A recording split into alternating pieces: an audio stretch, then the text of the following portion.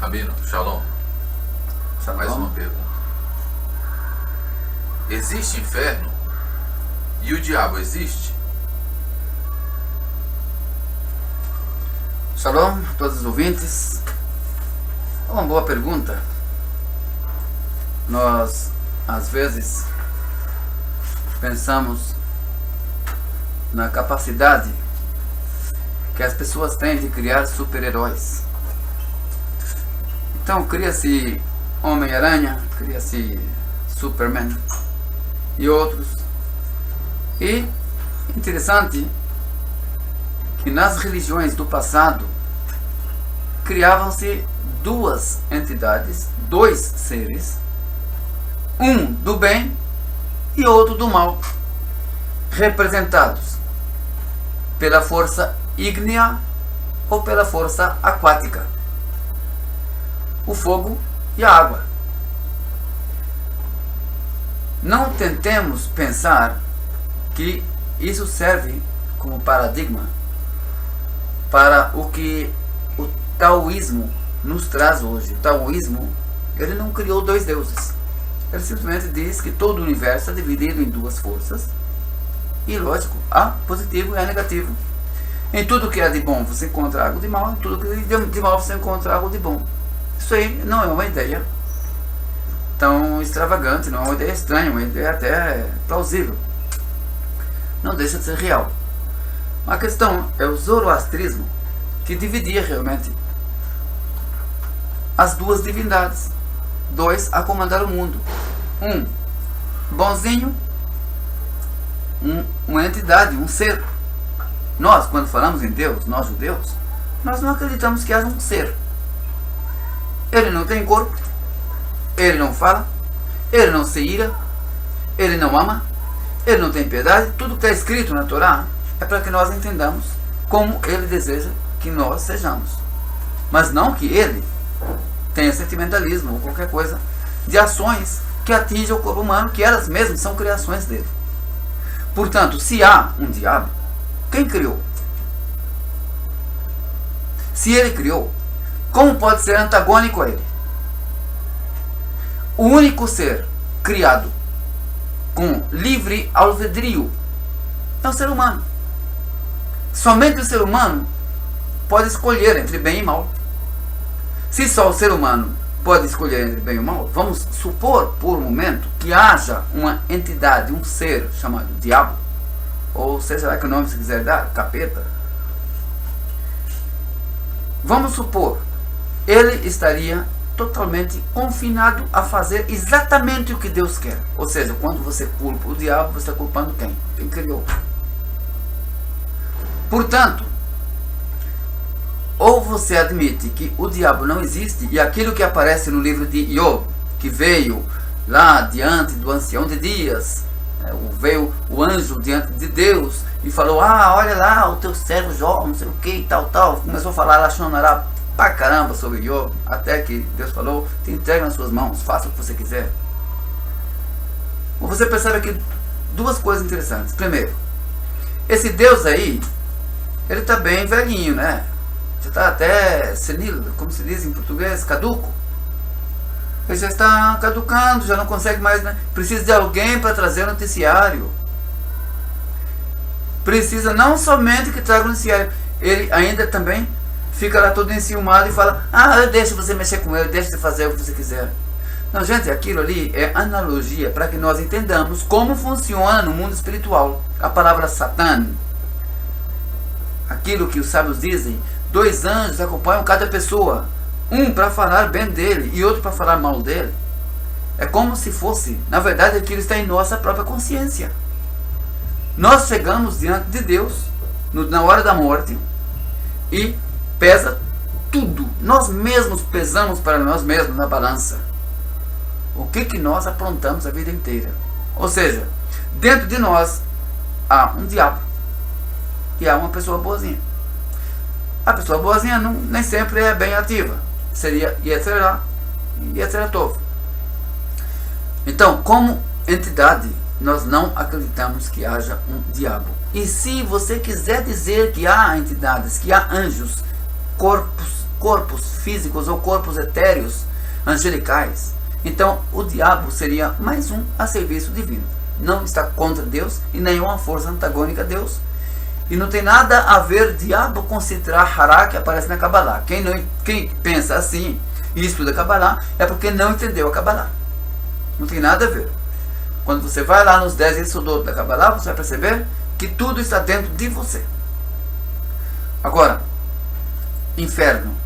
A palavra inferno, ela é estranha ao judaísmo. Infera, um lugar inferior. Havia crenças no passado que da mesma forma como dividiam o bem e o mal, dividiam lá em cima e lá embaixo. Então, o inferno seria um lugar inferior, para onde as almas vão sofrer. Aí vem aquele inferno de Dante, que levou tudo isso a uma gravura. Mas quando nós entendemos que é outra forma de analogia, e aí nós temos que pensar por várias ramificações de estudos. Primeiro, a palavra inferno, quando traduziram a Bíblia da língua hebraica para línguas ocidentais, utilizaram o termo Gehinam, o vale do filho de Hinam, o vale de Hinam, que é um lugar lá em Jerusalém, que era onde praticamente jogavam lixo, às vezes queimavam coisas, e simbolizou aquilo que uma pessoa julgada a suportar sofrimentos no campo espiritual, por não poder entrar no lugar onde seria designado entrar, fosse uma pessoa de bem, quando a alma dessa pessoa não é totalmente destruída. Então, a isso nós chamamos de como que fosse Gehinam. Agora, inferno no sentido literal, como pensa o mundo católico, nunca tivemos isto. Outro sim. Na Kabbalah, a coisa é um pouco mais complexa. Primeiro, porque o inferno, vamos usar a palavra para significar, seria 7 graus, 7 lugares espirituais, cada um mais profundo do que o outro, sendo que antes de chegar a esse lugar, a pessoa ainda teria que passar pelo Gehinam. O Gehinam já não seria o inferno. O Gehinam seria praticamente o purgatório, como pensa o católico, pelo menos parecido. Talvez não seja exatamente a mesma coisa. E esse purgatório também, a pessoa só chegaria a ele após atravessar fogo, água, deserto. A pessoa ia passar por coisas depois da morte, e isso depois ainda do Hibuta Kever. Hibuta Kever seria que dentro do próprio túmulo a pessoa ainda passaria por julgamento com o próprio corpo. Essa forma de pensar ela é defendida a partir dos escritos de Rabbi Moshe ben Nachman no Sha'ar HaGemul.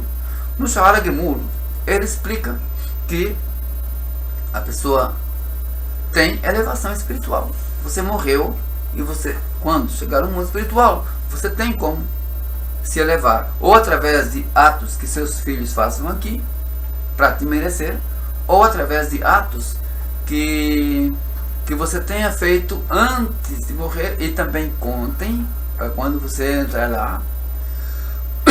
Mas essa forma de ideia, ela não tem muito respaldo na forma como escreveu Rav Saadia Gaon no livro Emunot Vedeot, que eu tenho aqui.